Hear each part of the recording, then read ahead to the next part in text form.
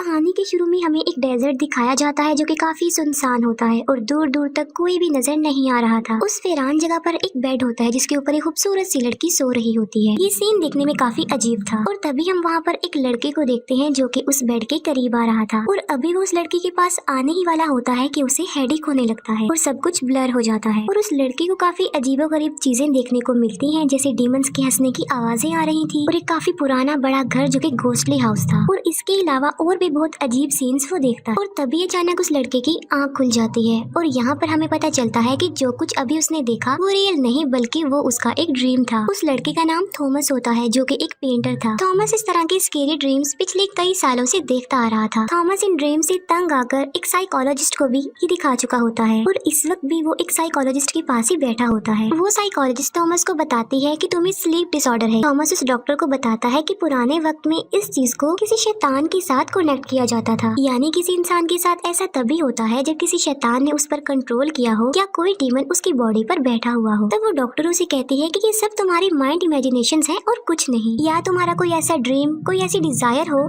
जो किसी लड़की से रिलेटेड थी और वो पूरी ना हुई हो और इसीलिए तुम्हारे साथ ये सब कुछ हो रहा है। इससे पहले कि थॉमस उसकी अगली बात सुनता, वो वहाँ से उठकर चला जाता है। थॉमस जो कि एक जगह पर बैठा हुआ पेंटिंग बना रहा होता है और तभी अचानक उसे झाड़ियों में कुछ दिखाई देता है। कुछ सोचने समझने से पहले ही उसे एक प्रॉपर्टी एजेंसी से कॉल आती है और उसे बताया जा रहा था कि तुम्हारे अंकल ने मरने से पहले तुम्हारे नाम कुछ प्रॉपर्टी की है। थॉमस जब वहाँ पर जाता है तो एक प्रॉपर्टी एजेंट उसे उस जगह के पेपर्स देती है और उस जगह का नाम होता है केसर गार्डन और साथ ही वो उसे वो लेटर भी देती है जो कि उसके अंकल ने मरने से कुछ देर पहले थॉमस के लिए ही लिखा था। थॉमस ये सब देखकर काफी हैरान था क्योंकि ना तो वो कभी अपने अंकल से मिला था और ना ही कभी उनके बारे में सुना था। थॉमस जब उस एनवेलप को ओपन करता है तब उसमें उस प्रॉपर्टी यानी केसर गार्डन की पिक्चर्स थी और वो प्रॉपर्टी वाला घर बिल्कुल उस घर जैसा लग रहा था, उस घोस्टली हाउस जैसा, जैसा कि उसने अपने ड्रीम में देखा था और अब वो इस प्रॉपर्टी को देखना चाह रहा था। थॉमस वहाँ से चला जाता है और अपने घर में आ जाता है और घर आकर वो अपने अंकल का वो लेटर पढ़ता है। उस लेटर में लिखा हुआ था कि मुझे काफी दुख है कि मैं तुमसे कभी भी नहीं मिल पाया हूँ और हमारे ना मिलने के पीछे रीजन मेरी मदर और ग्रैंड मदर है, लेकिन शायद उन्होंने भी बिल्कुल ठीक किया क्योंकि हमारी फैमिली सदियों से केसर गार्डन से कनेक्ट है और दुख की बात ये है कि केसर गार्डन के मेल्स कर्स्ड हैं। उस लेटर में इस बात का तो जिक्र नहीं होता कि वो कर्स्ड किस किस्म का था और कुछ रूल्स हैं जिन्हें फॉलो करना तुम्हें जरूरी होगा और क्योंकि तुम केसर्स ब्लड लाइन हो तो तुम वहाँ के किसी भी डोर को ओपन कर सकते हो, वो भी अपने ब्लड के साथ। और उसे वार्निंग देते हुए लिखा होता है कि एक जगह ऐसी भी है जहाँ तुमने नहीं जाना है और वो बेसमेंट है। तुम्हें मेरी बात का बिलीव करना होगा और वो जगह तुम्हारे फायदे के लिए ही बंद की गई है। थॉमस केसर गार्डन जाता है। अब क्योंकि उसके पास कीज नहीं थी तो वो डोर तोड़कर अंदर चला जाता है। वो घर काफी क्रीपी लुक दे रहा था और काफी पुराना था और वहाँ पर जगह जगह पर स्कल्स और डमीज थी जो कि काफी डरावनी नजर आ रही थी। थॉमस जब घर को एक्सप्लोर कर रहा होता है तब ऐसा फील होता है कि कोई तो है जो उस पर नजर रख रहा है और थॉमस जब बेसमेंट में जाता है तब डोर बंद होने की आवाज सुनकर वो टर्न करता है और उसे वहाँ पर किसी की प्रेजेंस फील होती है, लेकिन देखते ही देखते वो गायब हो जाती है। थॉमस जब ऊपर जाता है तब उसे वहाँ पर एक लड़की मिलती है जिसका नाम लिंडा होता है और वो उसी प्रॉपर्टी एजेंसी की एक मेंबर थी। वो थॉमस से उसके अंकल के लेटर के बारे में भी पूछ लेती है। थॉमस को उसकी बातें अजीब लग रही थी जिसकी वजह से वो थॉमस से अपोलोजाइज करके वहाँ से चली जाती है। थॉमस जो कि सो रहा होता है और उसे फिर से एक ड्रीम आता है जिसमें वो देखता है कि उस प्रिंसेस को उसने पास जाकर उठा दिया है। थॉमस उस प्रिंसेस को कहता है कि ये ड्रीम नहीं हो सकता क्योंकि ये सब कुछ रियल लग रहा है। वो प्रिंसेस थॉमस को कहती है कि मेरा नाम रोज है लेकिन मुझे स्लीपिंग ब्यूटी भी कहा जाता है और तुम्हें ये सब कुछ इसीलिए रियल लग रहा है क्योंकि रियल वर्ल्ड में हम दोनों एक दूसरे के काफी पास आ चुके हैं और यही वजह है कि तुमने मुझे ड्रीम में जगा दिया। वो कहती है कि रियल वर्ल्ड में मैं तुम्हारे पास आने का वेट कर रही हूँ और तभी वो थॉमस की तरफ बढ़ती है और अचानक से डरकर पीछे हो जाती है। थॉमस जब पीछे मुड़कर देखता है तब वो काफी शॉक्ड हो जाता है और वो थॉमस से रिक्वेस्ट करती रहती है कि प्लीज मुझे छोड़कर मत जाओ। इसके बाद थॉमस नींद से जाग जाता है और उसे फिर से स्लीप पैरालिसिस हो जाता है। थॉमस खुद को मूव करने की कोशिश करता है और तभी ब्लैंकेट में एक डीमन उसकी तरफ आ जाता है और वो डीमन थॉमस को मारने ही वाला होता है कि थॉमस की आंख खुल जाती है, यानी ये भी थॉमस का एक ख्वाब था। थॉमस के डोर पर बेल बजती है और जब वो देखने जाता है तब वहाँ पर उस घर का केयर टेकर होता है जो उस घर की मेंटेनेंस के बारे में पूछने के लिए वहाँ पर आया था। थॉमस जब उस केयर टेकर से इस घर के बारे में क्वेश्चंस करता है तब वो थॉमस को कहता है कि ये घर काफी स्ट्रेंज है और यहाँ पर बहुत से लोग आते हैं और गायब हो जाते हैं। पुलिस ने कई बार इस घर को चेक किया लेकिन उन्हें कुछ भी नहीं मिल पाया। उस आदमी के जाने के बाद थॉमस फिर से घर को एक्सप्लोर करता है। थॉमस को बेसमेंट में एक एंशिएंट डोर मिलता है जिसे ओपन करने की थॉमस काफी कोशिश करता है लेकिन वो दरवाजा उससे नहीं खुल पाता। केसर गार्डन के बारे में और जानने के लिए थॉमस उस जगह के एडमिन ऑफिस में जाता है। पेपर्स को चेक करते हुए थॉमस को एक पेज मिलता है जिस पर कुछ लिखा हुआ था जो कि थॉमस को समझ नहीं आ आ रहा था। जो कुछ उस पेज पर लिखा था थॉमस उसे अंडरस्टैंड करने की कोशिश कर रहा होता है कि अचानक से उसके स्टमक में पेन होने लगता है और उसे अटैक हो जाता है। थॉमस घबराया होता है, कांप रहा होता है और उसे उसके ड्रीम की वही सीन्स नजर आने लगते हैं। और फिर अचानक से देखते ही देखते थॉमस नॉर्मल हो जाता है। थॉमस लिंडा के पास होता है और वो कहता है कि इस पेज पर जो लिखा है वो तुम्हारी हैंडराइटिंग से मैच हो रहा है, तो अगर तुम उस घर के बारे में कुछ जानती हो तो प्लीज मुझे बता दो। तब लिंडा कहती है कि मेरा भाई वहाँ उस घर में गया था लेकिन अभी तक वो वापस नहीं आया और गायब हो गया। और ऑलमोस्ट 50+ लोग केसर गार्डन में गए हैं लेकिन बचकर वापस नहीं आए, ना ही उनका कुछ पता चला कि वो कहाँ चले गए। थॉमस लिंडा को कहता है कि मैं तुम्हारी हेल्प लेना चाहता हूँ। अभी वो दोनों बातें कर ही रहे होते हैं कि थॉमस को फिर से अटैक हो जाता है। लिंडा थॉमस को हॉस्पिटल ले जाती है और डॉक्टर बताता है कि थॉमस को पैनिक अटैक हुआ है। थॉमस को फिर से एक ख्वाब आता है जिसमें वो फिर से प्रिंसेस रोज से मिलता है। रोज उसे बताती है कि तुम ही वो पर्सन हो जिसके साथ मैं कर्स्ड हूँ, और वो एक डीमन के बारे में थॉमस को बताती है जिसने रोज को वो कर्स दिया। वो थॉमस को कहती है कि जब तक ये कर्स रहेगा रियल वर्ल्ड में हम कभी भी नहीं मिल पाएंगे। रोज थॉमस को एक हिंट देती है कि तुम्हारी ब्लड लाइन ही वो चीज है जो मुझे जगा देगी और उस घर के सारे डोर्स ओपन कर देगी। वो कहती है कि तुम्हारे जागने का वक्त आ गया है और अब तुम्हें जाग जाना चाहिए, और ये कहकर वो गायब हो जाती है। लिंडा थॉमस को बताती है कि तुम्हें पैनिक अटैक हुआ था, लेकिन अजीब बात तो ये है कि जब मैं तुम्हें उस प्रॉपर्टी में लेकर गई थी तो तुम बिल्कुल नॉर्मल हो गए थे। लिंडा थॉमस को अपने भाई की पिक्चर्स दिखाते हुए कहती है कि वो अपनी फ्रेंड के साथ एक डेयर पूरा करने के लिए यहाँ पर आया था, लेकिन तब के बाद उसका कुछ पता नहीं चल सका, वो तब से मिसिंग है और मैं अपने भाई को ढूंढने इस जगह पर आई हूँ। बताती है कि केसर्स फैमिली की डेथ की हिस्ट्री काफी अजीब है। केसर्स फैमिली के मेल सुसाइड और एक्सीडेंट से ही मरे हैं, और इससे भी ज्यादा हैरान कर देने वाली बात ये है कि हमेशा मेल्स की डेथ का ही सुनने में आता है।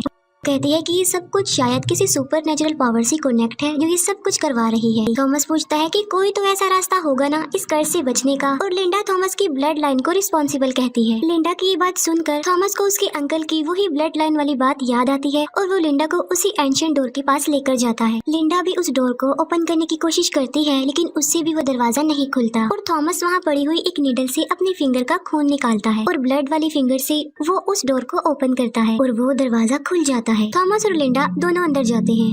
उन लोगों को वहाँ पर एक एंशिएंट डायरी मिलती है जो कि बंद होती है और वो लोग उसे ओपन करते हैं। उस डायरी में जो कुछ लिखा हुआ था वो उन्हें समझ में नहीं आ रही थी क्योंकि वो एंशिएंट लैंग्वेज थी, और तभी वो देखते हैं कि एक डमी उन पर अटैक कर देती है और वो लोग खुद को सेव करने के लिए उस जगह से बाहर आ जाते हैं। तभी वहाँ पर एक गाड़ी आ जाती है और लिंडा थॉमस को जल्दी से उस गाड़ी में बैठने के लिए कहती है। अब गाड़ी में जो होता है, लिंडा ने उसे वहाँ पर अपनी हेल्प के लिए बुलाया था और वो लिंडा का फ्रेंड और पैरानॉर्मल इन्वेस्टिगेटर होता है। लिंडा थॉमस और रिचर्ड को लेकर अपने घर में आ जाती है और वो उन लोगों को केसर गार्डन्स की काफी ज्यादा पिक्चर्स दिखाती है क्योंकि वो केसर गार्डन के बारे में डिटेल से जानती थी। उन पिक्चर्स को देखकर वो पैरानॉर्मल इन्वेस्टिगेटर रिचर्ड कहता है कि इन स्पिरिट्स को लोग आमतौर पर डीमन या डेविल्स कहते हैं, और कुछ इंसान इन पर बिलीव करते हैं और कुछ नहीं करते, और असल में ये हमारे आसपास ही रहते हैं। रिचर्ड थॉमस को कहता है कि तुम केसर गार्डन से लिंक्ड हो, इसी वजह से वो किसी भी शक्ल में तुम्हारे सामने आ सकते हैं। लिंडा रिचर्ड को बताती है कि थॉमस उस प्रॉपर्टी से कनेक्टेड है, तो अगर वो ज्यादा अरसा उस प्रॉपर्टी से दूर रहेगा तो वो मारा जाएगा। थॉमस रिचर्ड की बातों को अजीब समझते हुए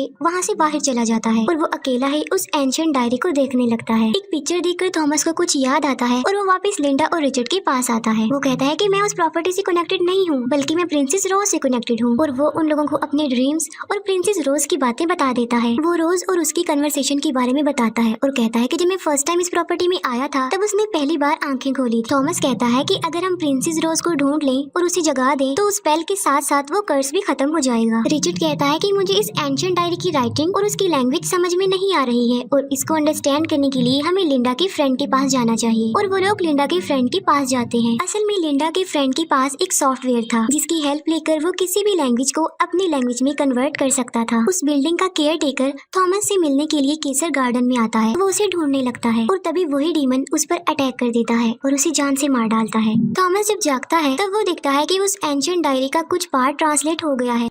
लिंडा उसे पढ़ते हुए थॉमस को बताती है कि ये तुम्हारे अंकल ने लिखा है, जिसमें उन्होंने लिखा था कि मैं अपनी फैमिली को एक ऐसे ट्रबल में डाल रहा हूँ जिससे शायद वो कभी भी वापस ना आ सके, क्योंकि मैं एक ब्राइड को एक डेविल के सामने सेक्रीफाइस करने के लिए जा रहा हूँ। थॉमस पूछता है कि इसका क्या मतलब है। तब रिचर्ड उसे बताता है कि तुम्हारे अंकल का कनेक्शन उस डीमन और उस ब्राइड से था। वो डायरी और ट्रांसलेट होती है तो उन्हें पता चलता है कि प्रिंसेस रोज एक ऐसी प्रिंसेस थी जो कि अपनी ब्यूटी की वजह से जानी जाती थी, जिसे एक डीमन ने पोजेस करके कर्स्ड कर दिया, और एक नीडल लगने होने की वजह से वो एक इमोर्टल नींद में सो गई और रोज को शैतान ने अभी भी कैद किया हुआ है। और अगर वाकई ये बात सच है तो रोज अभी जिंदा है। थॉमस को काफी देर हो गई थी कि वो अपनी प्रॉपर्टी से दूर था और उसे पैनिक अटैक आ जाता है। तब लिंडा और रिचर्ड उसे लेकर वापस केसर गार्डन में आ जाते हैं। घर पहुंचने पर उन्हें पता चलता है कि उस बिल्डिंग का केयर टेकर अब मर चुका है। थॉमस लिंडा और रिचर्ड को लेकर दोबारा से बेसमेंट में जाता है और फिर से अपने ब्लड से वो डोर ओपन करता है। अंदर एक टनल होती है जिसके डोर को वो ओपन करते हैं। आगे जाकर एक शैतान उन पर अटैक कर देता है, लेकिन रिचर्ड मैजिकल वर्ड्स बोलता है और वो शैतान चला जाता है। और अब वो लोग उस जगह पर पहुंच चुके थे जहाँ पर उन्होंने आना था और वो उसी डीमन को देखते हैं। लिंडा और रिचर्ड थॉमस को कहते हैं कि हम उस शैतान को डिस्ट्रैक्ट करेंगे और इसी दौरान तुम जाकर प्रिंसेस रोज को जगा देना। और वो ऐसा ही करते हैं और थॉमस उस रूम में जाता है जहाँ पर प्रिंसेस रोज को कैद किया हुआ था। थॉमस प्रिंसेस रोज के पास आता है लेकिन वो फिर भी नहीं उठती और तभी थॉमस को अपनी ब्लड लाइन याद आती है और थॉमस अपने होंठों से ब्लड निकाल कर रोज को उठाता है और इस बार रोज उठ जाती है। रोज को होश में लाने पर वो थॉमस का थैंक्स करती है और आंखें बंद करके थॉमस के पास आती है, लेकिन जब वो अपनी आईज खोलती है तब उसकी आंखें बिल्कुल ब्लैक हो गई थी। यहाँ पर एक बड़ा राज खुलता है और वो ये होता है कि प्रिंसेस रोज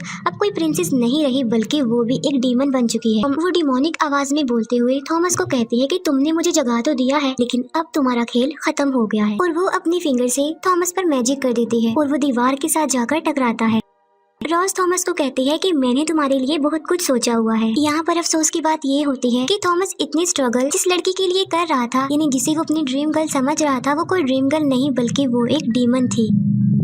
रोज को बाहर उसी डीमन की आवाज आती है और वो उस डीमन को मार डालती है और उसका दिल निकाल लेती है। थॉमस इंजर्ड था और वो बाहर आता है और कहता है कि रोज एक डीमन है, उसे मार दिया जाए। लिंडा रोज को स्टैब करने लगती है तो रोज उसका गला पकड़ लेती है और वो ऑलमोस्ट उसे जान से मारने ही वाली होती है, लेकिन नहीं मारती, वो उसे छोड़ देती है। रोज उन्हें टॉन्ट करवाते हुए कहती है कि मैं नहीं चाहती कि तुम इतनी जल्दी मर जाओ, क्योंकि मैं तुम्हें वो सब कुछ दिखाना चाहती हूँ जो मैं करने वाली हूँ। तभी रोज थॉमस को देखते हुए एक लंबा सांस लेती है और ब्लैक स्मोक उन दोनों को उड़ाकर वहाँ से ले जाता है। फिर हम लिंडा के फ्रेंड को देखते हैं जो कि उस डायरी को अपनी लैंग्वेज में कन्वर्ट करके पढ़ रहा होता है और यहाँ पर उसे केसर फैमिली के कर्स का पता चल जाता है। असल में केसर फैमिली के मेल्स का जो ब्लड है वो डीमन को बहुत पसंद होता है, यानी डीमन सिर्फ केसर मेल का ही ब्लड पी सकते हैं। और केसर फैमिली के मेंबर्स की पहचान ऐसी होती है कि पहले उन्हें स्केरी ड्रीम्स आते हैं, फिर उन्हें डीमंस की आवाजें सुनाई देती हैं और पैनिक अटैक्स होते हैं। और वो सब कुछ जो थॉमस के साथ भी हो रहा था। और केसर मेल को इस बात का ख्याल रखना है कि वो कभी भी किसी डीमन से कनेक्ट ना हो। और उसमें ये भी लिखा होता है कि डीमन इस कर्स को कयामत लाने के लिए भी इस्तेमाल करेंगे, यानी जब इस दुनिया का दी एंड हो जाएगा। फिर हम देखते हैं कि रोज थॉमस को लेकर